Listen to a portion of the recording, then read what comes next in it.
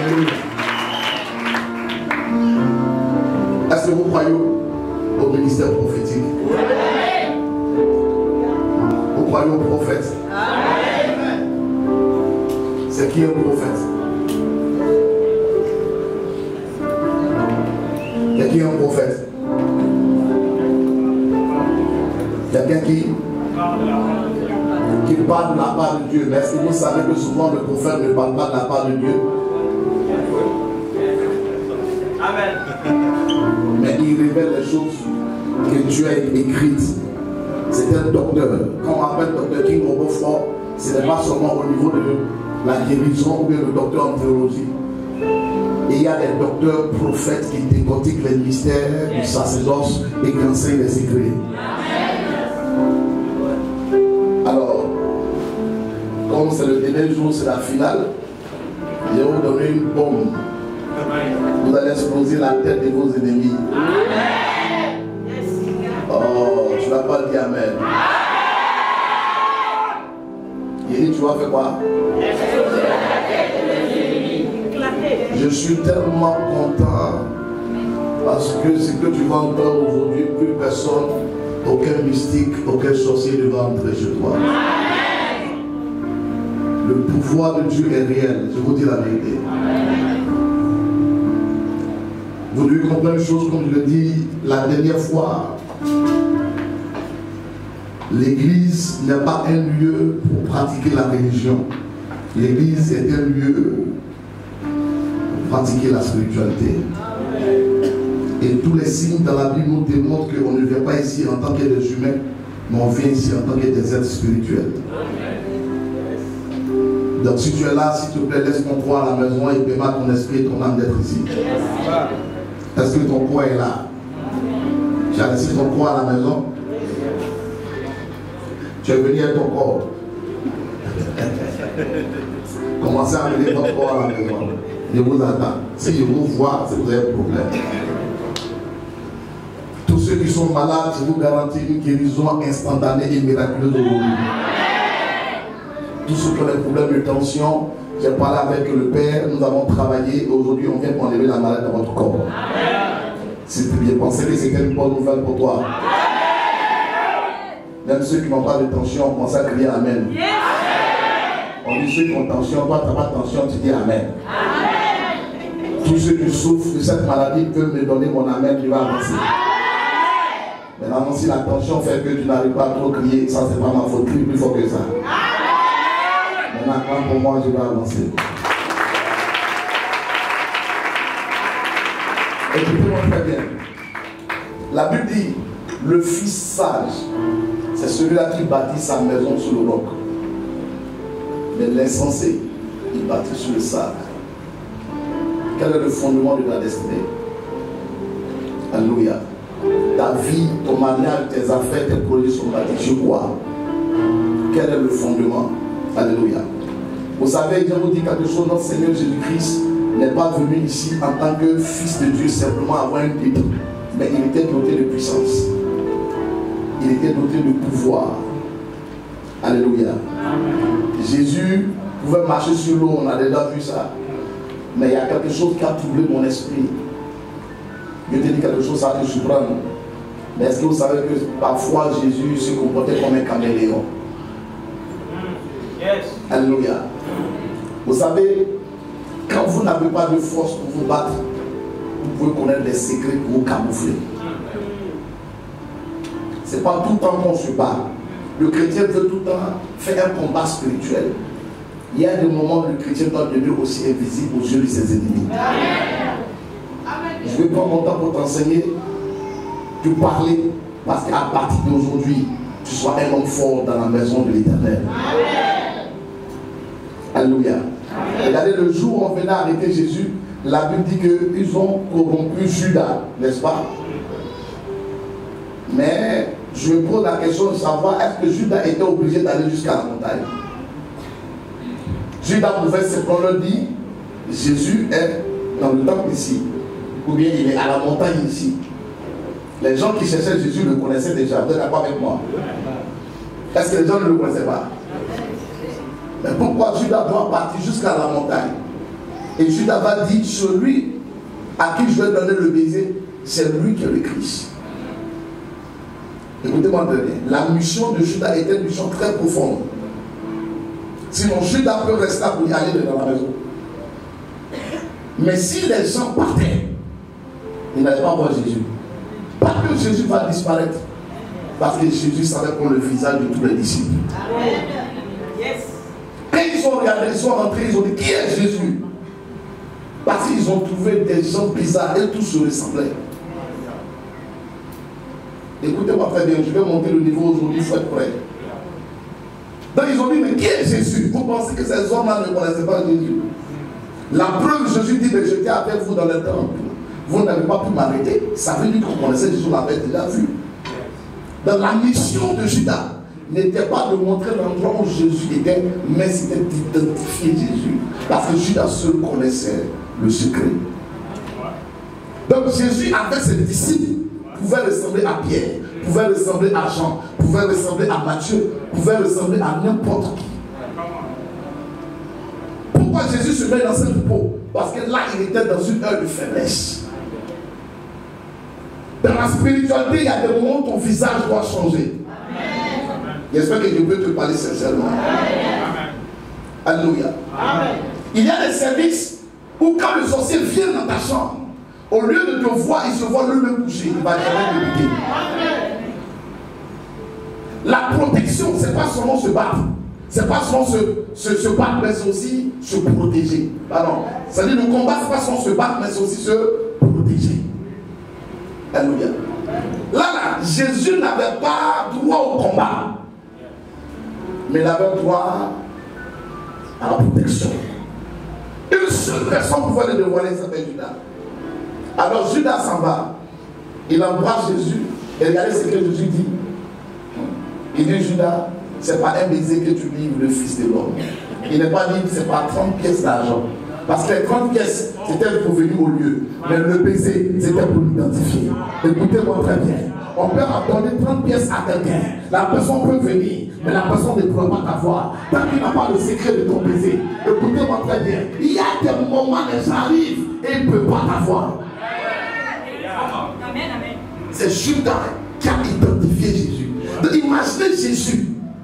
Il n'est pas n'importe qui. Ne pensez pas c'est quelqu'un qui vient à l'église, qui vient prier. Et non, qui a la possibilité dans le temps de prendre le visage de Pierre, de prendre le visage du groupe musical. Quand on ne sait pas qui est Jésus, et tout se descend. On est dans quel domaine?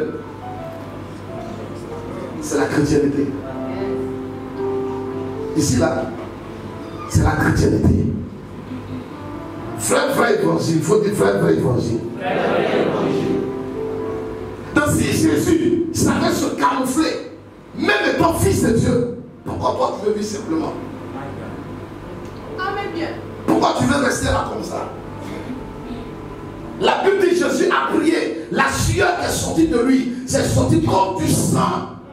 Mais malgré ça, il a activé le gros du camouflage.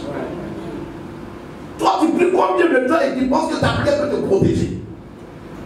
Pourquoi vous voulez laisser les sorciers vous détruire? Je ne peux pas comprendre que quelqu'un peut avoir la Bible à la main et puis se laisser tuer par les sorciers. Moi, j'ai l'expérience de la sorcellerie. Je suis à Abidjan, j'ai mon église à Abidjan. J'ai une autre église en province.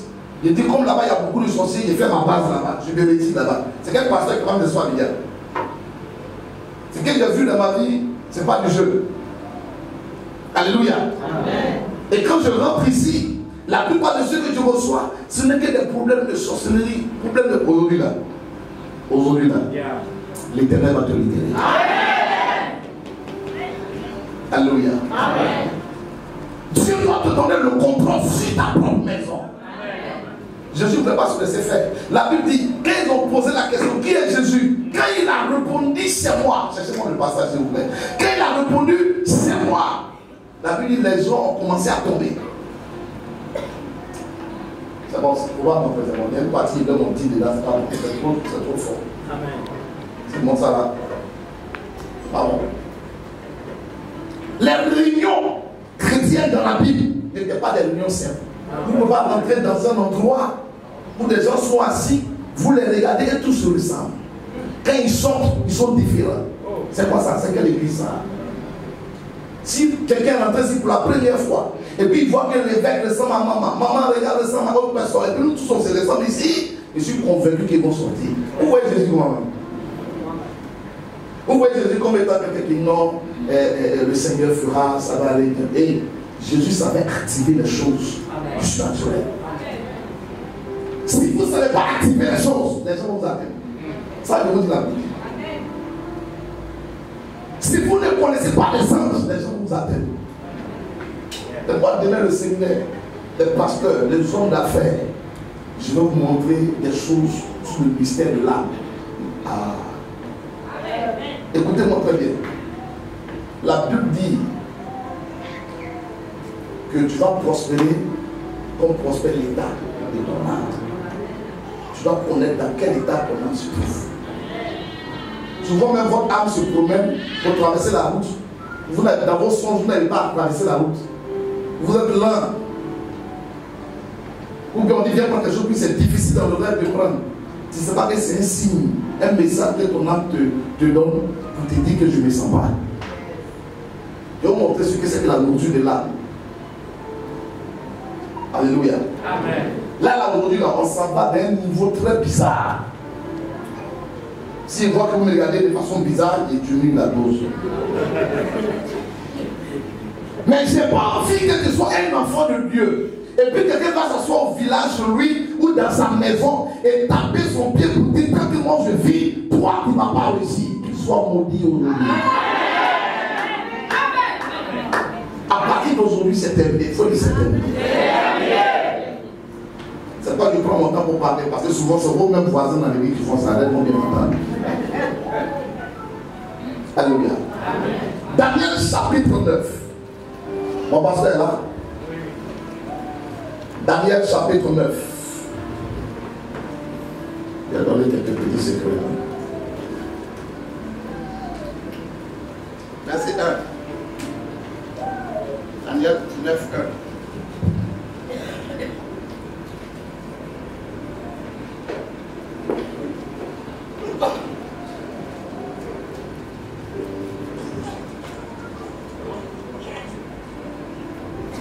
On va prendre le temps. Hein. Daniel 9, 1. Quelqu'un a vu? Daniel 9, 1, il est écrit. La première année de Darius. La première année du roi Darius. Le roi s'appelle comment? Darius. Le roi s'appelle comment? Darius. Il y a quelque chose qui va se passer au temps du règne du roi Darius. Avant Darius, il y a eu d'autres rois.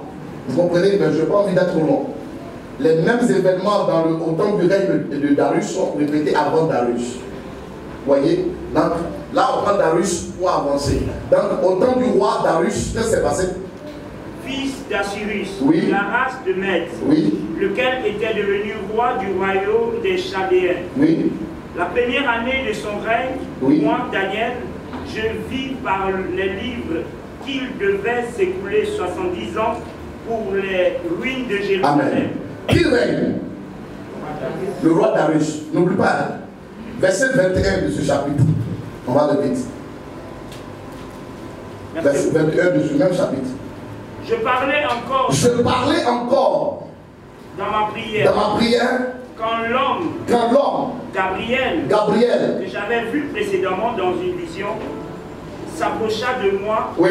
d'un vol rapide oui. au moment de l'offrande du soir. Alors, Daniel dit l'année où Darius, c'est-à-dire dans la période du règne de Darius, l'ange Gabriel, vous pensez l'ange Gabriel? Vous pensez l'ange Gabriel? Vous pensez les anges Gabriel? Ou l'ange Gabriel? Il n'y a pas un seul Gabriel. Il y a plusieurs Gabriel. C'est une catégorie, une classe. Vous comprenez? Eux, ils prennent la forme humaine pour venir parler. Regardez très bien. Le Gabriel qui a parlé à Marie était différent du Gabriel qui a parlé à Zacharie. Le Gabriel qui a parlé à Marie, lorsque Marie ne croyait pas écouter un peu, il a essayé de faire comprendre. Mais le Gabriel de Zacharie, lorsque Zacharie disait à son âge, les vieux, s'il peut avoir un enfant, il a rendu aveugle. Ce n'est pas le même ange. Il y a plusieurs Gabriel. Alors écoutez-moi très bien. Maintenant, lui, Daniel, il a son Gabriel. Et depuis qu'il est là-bas, Gabriel vient toujours le voir. Et il y a eu des rois avant Darius, Gabriel venait. Et aujourd'hui encore, le roi Darius est là, Gabriel arrive et il vient de façon rapide. Quand Daniel a un problème, quand il prie, Gabriel descend. Vous voyez? Donc, il dit, je parlais encore. Quand l'ange, c'est ça, vas-y mon frère. Je parlais encore dans ma prière. Oui. Quand l'homme Gabriel, que j'avais vu précédemment. Alors, vous voyez, il dit, je parlais encore dans ma prière quand l'homme Gabriel que j'avais vu précédemment. Ça veut dire quoi? Il avait vu Gabriel dans le passé, dans le même lieu. Alléluia. Donc, Gabriel avait l'habitude de fréquenter cet endroit. N'est-ce pas? Va au chapitre 10 maintenant. Au chapitre 10. Verset 1. La troisième année de Cyrus. La troisième année de Cyrus. C'est le même règne? Non. L'autre règne où Gabriel est venu de façon rapide. C'était le règne de qui? Darius. Maintenant, le règne de Darius va s'arrêter. Un autre va venir régner. Et lui, il s'appelle comment? Cyrus. Au verset 12, il dit quoi? Il me dit. Daniel, qui parle? Gabriel, qui est arrivé pour parler. Mais il dit Daniel, vas-y. Ne crains rien. Ne crains rien. Car dès le premier jour, comme d'habitude, dès le premier jour, j'ai reçu le message. Vas-y. Où tu as eu à cœur de comprendre et de t'humilier devant ton Dieu. Oui. Tes paroles ont été entendues. Oui. C'est à cause de tes paroles que je viens. Oui. Le chef du royaume de Perse. Le nouveau roi qui est là. Oui. M'a résisté. Il m'a résisté. Sinon, depuis le premier jour, tu priais là. Comme d'habitude, je viens. Mais cette fois-ci, si ça tardait, c'est parce que le nouveau roi qui est là, il est doté d'une capacité surnaturelle. Où le royaume où moi j'ai l'habitude de descendre. Cette fois-ci, j'ai été bloqué 21 jours. J'ai compris que ce n'est pas un problème dans le ciel qui a empêché Gabriel ou qui a retenu Gabriel pendant 21 jours. Parce que Gabriel parcourait le même chemin. Autant de Darius, autant des autres rois qui venaient. Mais quand Cyrus est arrivé, Gabriel est bloqué. 21 jours. Et puis il dit quoi? Il a fallu que Michael descende afin de combattre, que je puisse descendre et venir vers moi t'annoncer la parole. Alléluia. Pourquoi au temps de Darius, Gabriel venait comme il veut? Et pourquoi au temps de Cyrus, Gabriel a des problèmes pour descendre? Parce que tout le monde peut être roi, mais tout le monde ne gère pas son royaume de la même manière. La manière dont Darius gérait son royaume, n'importe qui pouvait entrer. Mais quand Cyrus est arrivé, il a pris le contrôle de son royaume. Même les esprits de Dieu ne pouvaient pas entrer dans son royaume sans son accord. Il y a des gens qui font en sorte que n'importe qui peut entrer dans leur vie. N'importe quel sorcier peut entrer dans ta maison. Mais lui, quand il est arrivé là, il a affermi son trône et il a protégé son royaume. Alléluia. Au point où même Gabriel qui a l'habitude de venir, cette fois-ci, il a des problèmes. Je suis convaincu d'une chose. Le sorcier qui a l'habitude de te visiter chaque nuit, chaque soir, dans ta maison, dis-lui, s'il n'est plus autant de Darius, aujourd'hui là, tu es autant du livrant Dr. King Overflow. Il y a quelque chose qui va l'empêcher de descendre. Les temps ne sont pas les mêmes. Sinon, les temps sont pareils. Mais les hommes ne sont pas pareils. Tu as vu les hommes de Dieu. Mais tous les hommes de Dieu ne sont pas pareils. Est-ce que je parle à ton âme? Gabriel, quand il vient, il voit Cyrus. Il voit les autres avant Cyrus. Mais elle voit Darius. Les autres avant Darius. Mais quand Cyrus vient s'installer, il ne peut plus venir. Si les sorciers ont tué des gens dans ta famille, c'est parce qu'ils ont visité ta famille avant que tu le rencontres un homme qui a un règne très protégé. C'est hier qu'il pouvait venir. Mais à partir d'aujourd'hui, il faut dire c'est trop tard. J'ai pas entendu. J'ai pas bien compris. Alléluia. Arrivé à un moment donné, le roi qui est venu a compris que n'importe qui pouvait entrer dans le royaume. Donc il fallait fermer le ciel de son royaume. Ça veut dire qu'on peut fermer le ciel de nos maisons. Ne laissons pas l'ennemi continuer de progresser dans le mal, torturer nos enfants, nos femmes, nos amis, nos fils spirituels. Nous avons décidé aujourd'hui de fermer le ciel à la sorcellerie. Nous sommes au temps du roi Darius. Et Dieu a donné la possibilité à un roi, à un prophète, à un homme de Dieu, à une église de fermer le ciel. Et c'est le temps où nous sommes dans le 10e mois. Et c'est au chapitre 10 que ces choses se produisent. C'est pas dit dans ce 10e mois, de façon prophétique, l'Éternel se prépare à fermer le ciel contre tes ennemis. N'importe qui ne peut pas descendre chez toi si tu ne bénis pas. Yes. Au chapitre 10, Michael, par exemple, Gabriel a des problèmes. Il fallait qu'on parte renforcer les capacités surnaturelles. Même quand Gabriel est de Dieu, il ne peut pas descendre. Toi, tu dors tantôt, ma grand-mère est venue me visiter. Hier, j'ai vu ma tante, hier, j'ai vu ma maman. Tu n'as qu'un problème. Alléluia. Maintenant, écoutez-moi très bien. Comment se fait-il que toi, tu pries? Ta maison a été consacrée. Tu es chrétien, tu pries. Et les sorciers continuent de venir dans ta maison. Alors que tu as prié la nuit avant de dormir. Comment ils arrivent à entrer chez toi? Est-ce que je peux te parler de ça? Comment ils arrivent à entrer dans ta maison quand bien même que tu as prié? Écoutez-moi très bien, s'il vous plaît, mesdames, mesdemoiselles et messieurs. La Bible dit, votre paix dépend de la paix de la nation dans laquelle vous vous trouvez. Ça veut dire quoi? Votre vie dépend aussi de la terre. Ça veut dire quoi? Parfois ta vie, même quand tu as prié pour ton âme, mais la terre, l'atmosphère, ta maison aussi, qui n'est pas gardée et protégée, peut favoriser quoi? Une entrée satanique dans ta maison. C'est pourquoi autant que tu pries pour toi, autant ta maison doit être consacrée. Alléluia. Il y a des portes dans votre maison que vous devez fermer.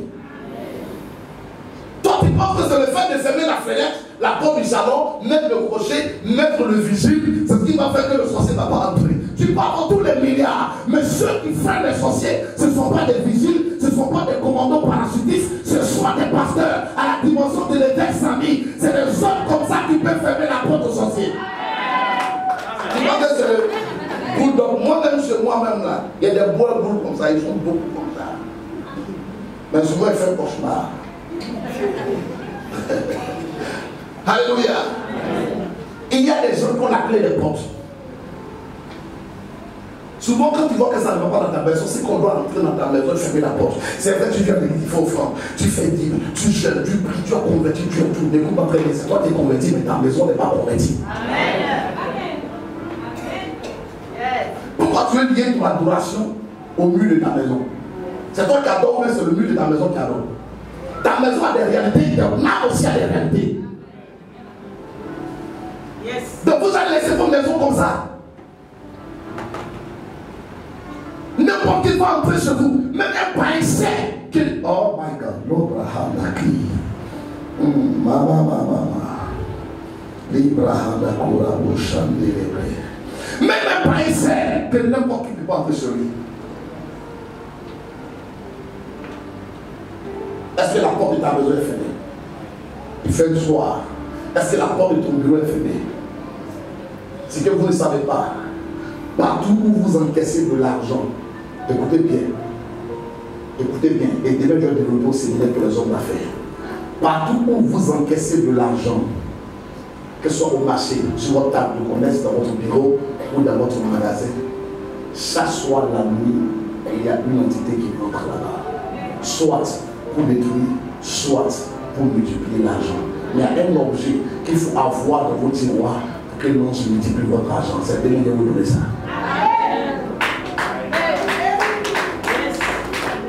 Dans la Bible, il y a quelque chose. Quand on dit Ézéchiel chapitre 16 et Ézéchiel chapitre 28, au 28, on parle de celui qui travaille pour avoir de l'or. Au 16, on dit que quelqu'un est là et puis il a habillé d'or. Il y a quelqu'un qui ne travaille pas et puis l'or, il est gâté. dit demain, papa va me gâter. Écoute très bien, je te dis quelque chose. L'argent, parfois d'autres doivent transpirer pour l'avoir. Mais parfois, d'autres doivent composer avec l'ange pour l'avoir. Jésus n'a pas transpiré pour payer l'impôt. Puis d'ailleurs, qui vous a dit que Jésus ne peut pas payer l'impôt? Il avait un comptable. Deux. Pourquoi il n'a pas demandé à Judas, qui était le comptable? Est-ce qu'on a un peu d'argent là-bas? Non, il ne s'est même pas intéressé à l'argent de son compte. Il s'est intéressé à une autre cause surnaturelle. Il dit qu'il faut aller pêcher. Active le deuxième niveau des finances. Le premier poisson où sa bouche enlève l'or vient payer pour moi et pour toi. Ça veut dire que c'est lui on encaisse. Il a payé jusqu'à Yarès, il a fait le don avec un autre. Est-ce que tu peux comprendre que tu peux payer des dettes? Il faut faire aussi des dons à d'autres personnes. Rendez-vous demain matin à partir de 9h30. S'il n'était pas capté avec le message du Seigneur.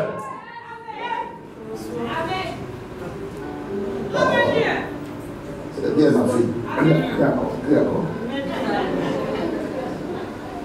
Quel est l'état de ta maison actuellement là où tu parles? Là où tu vas partir dormir ce soir, quel est l'état de ta maison? Non, je m'avais prié, je m'avais dit, d'autres même pensent qu'ils vont ouvrir une Bible au chevet de leur lit. Et puis Gabriel va sortir de la Bible comme ça.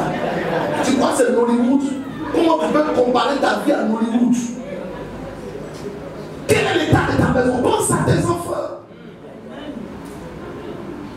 La Bible dit, aucun malheur ne t'arrivera, aucun fléau ne s'approchera de ta tente. Dis-lui ton noir qu'on côté bien d'accord, tu ne seras pas à terre.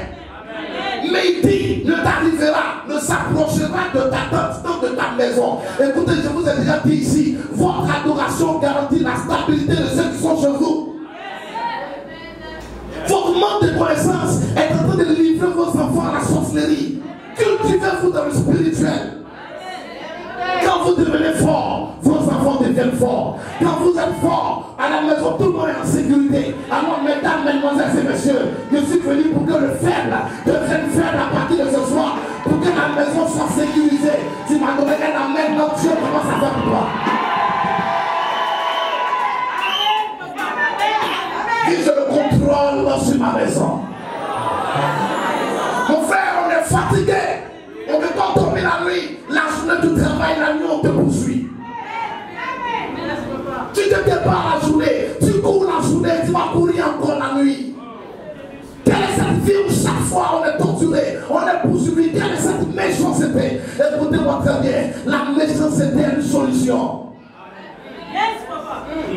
Deux, ne priez jamais pour chasser les sorciers. On ne chasse pas le sorcier. On n'a pas le pouvoir de chasser les sorciers. Jésus dit à mon nom, ils chasseront les démons. La Bible n'a pas dit les sorciers. Les sorciers ne sont pas des démons. Les sorciers sont des hommes comme nous. Mais comme nous sommes dotés de capacités surnaturelles pour nous attaquer. Le démon sait, il ne viendra pas. Mais le sorcier est un homme. Il est comme le pharaon. Le sorcier, on lui jette des sorts. Le sorcier, on l'atteint. On est est en train de partir. Les gens viennent gâter le soir avec nous.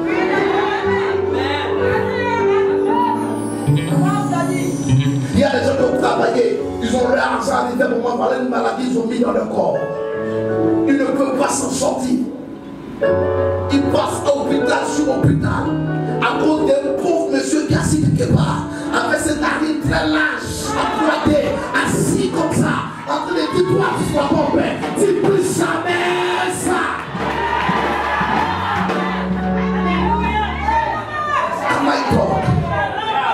Si tu n'es pas fatigué, moi je suis fatigué. Si tu n'es pas fatigué, je suis fatigué. J'ai une âme très sensible, je n'aime pas voir la sorcellerie torturée. Aujourd'hui là, je te dis une chose. Si tu n'écoutes aucun sorcier ne va entrer dans ta maison, je te dis. Moi, quand je parle de sorcier, je parle avec plaisir. Quand je suis en train de parler, je ne suis pas en train de prêcher. Je suis en train d'avertir. Quand je parle parce que je sais. Est-ce que tu m'entends? Et l'Éternel m'envoie comme un homme spirituel.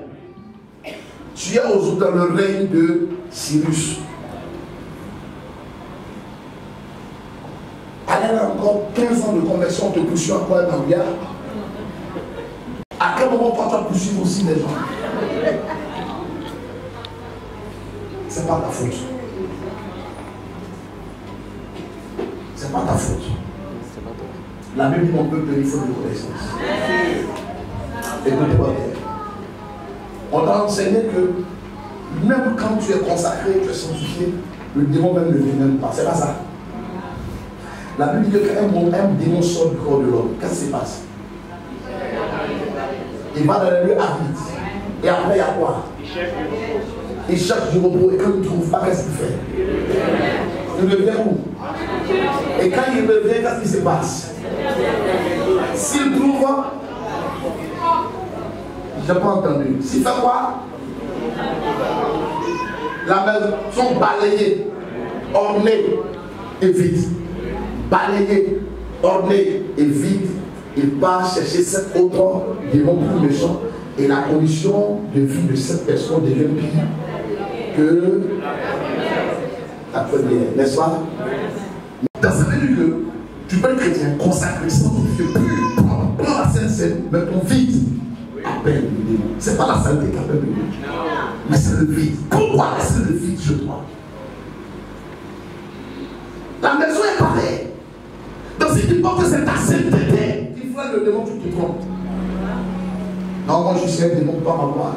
C'est pourquoi il y a des gens qui vont se muscler comme ça. C'est qu'ils marchent comme ça sur les seins. Non, ça prend, tu te trompes toi. Parce que tes muscles à l'état, tu te mets bis sur ta tête. Problème quoi? Sois le plus simple de la terre. Quand tu touches dans ces gens, toi, c'est cadeau, après également, qu'il a de son fils. Il faut laisser tout ce que tu veux. Oh, il faut dire tout ce que tu veux. Mais s'il y a une vie en toi, s'il n'y a pas un ange en toi, s'il n'y a pas une véritable parole du sacerdoce en toi, le vide n'est pas forcément en toi. Le vide peut être à côté de toi. Tu n'as pas de compagnie. C'est pas ça. On l'a vu la dernière fois, David qui parlait dans le psaume 23, car tu es. Mais pourquoi toi tu es seul? Sinon j'ai la foi, je sais que, oh Dieu, je sais que je ne vais pas pécher. Pourquoi cela m'arrive? Tu n'as pas péché, mais tu es vide. C'est pourquoi cela t'arrive. Pourquoi tu ne veux pas laisser des gens t'épater? Pourquoi tu ne veux pas qu'on appelle les entités spirituelles, les anges entrer en toi? Non, je n'ai pas péché, on ne peut rien me faire. T'inquiète pas. Il va les prendre 17 pour compléter. Alléluia. Alors écoutez-moi très bien. Comment protéger sa maison? Je vous donne un puissant secret. Je vous donne un code prophétique. Un code prophétique. D'abord, regardez quelque chose. Il y a un objet qu'on appelle le balai. Dis le balai. Le balai. Vous connaissez le balai? Ok. Est-ce que vous savez que le balai change de nature la nuit? Le balai, la nuit, il change. C'est quoi la nuit? Tout ce que vous faites avec le balai, faites-le dans son contraire. Si la journée tu balais les choses pour sortir de ta maison, le balai, la nuit fait le contraire. Écoute bien ce qui est dit. Je veux bien te parler aujourd'hui. Moi, je suis content sur chez moi. Mais je suis sûr que Dieu va te bénir après ça. Alors, accepte-moi bien. Nous sommes pas très bien. Parce qu'il y a des humains dans nos vies. Nous ne savons pas. Écoutez-moi très bien. Je vais vous montrer comment on fait pour faire les envoûtements. Comment on détruit.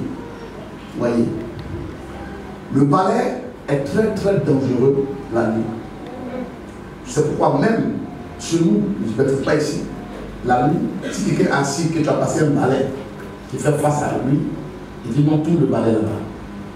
Il ne veut pas que tu mettes le balai dans sa direction. Chez nous, c'est comme ça. Le balai, la nuit, tu vas demander le balai du voisin, il ne te donne pas. C'est comme le feu, le charbon, les lames, aiguilles dans la boutique, on ne donne pas la nuit. Si le boutiquier te donne une aiguille ou une lame la nuit, son argent sort. Ça veut dire que l'argent est lié à du fer, à une pointe. Demain au séminaire, vous allez comprendre. Le secret de l'argent, ce n'est pas le billet, c'est un fer. Et je vais vous montrer avec appui biblique. Je ne parle pas dans le livre. Écoutez-moi très bien. Donc le balai que vous voyez est chargé, ramasse tout ce qui est ordure, mais spirituellement est chargé d'énergie. C'est pourquoi, si un homme prend une poupée et fait une invocation, sinon une incantation, appelle l'âme de ton fils, ou avec un objet, demain je vais vous montrer ce qu'on appelle le don de la robe, pour appeler l'âme de quelqu'un dans la Bible.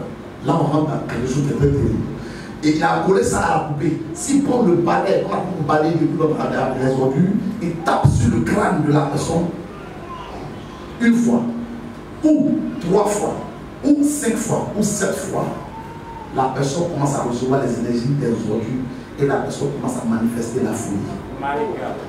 C'est pas pour guérir certaines personnes de la folie, il faut acheter aussi un nouveau balai et frapper au-dessus comme ça pour décharger. Ça, je vais vous expliquer demain au séminaire. Écoutez-moi très bien.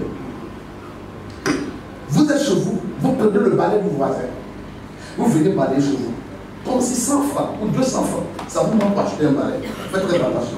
Vous ramassez les problèmes des autres pour entrer chez vous. Le balayeur est un capteur d'énergie. Alléluia. Le balayeur est chargé de force et de puissance. Et la stratégie du sorcier de s'asseoir sur le balai pour voler, c'est parce que la nuit, le balai a des ailes. Écoutez-moi très bien.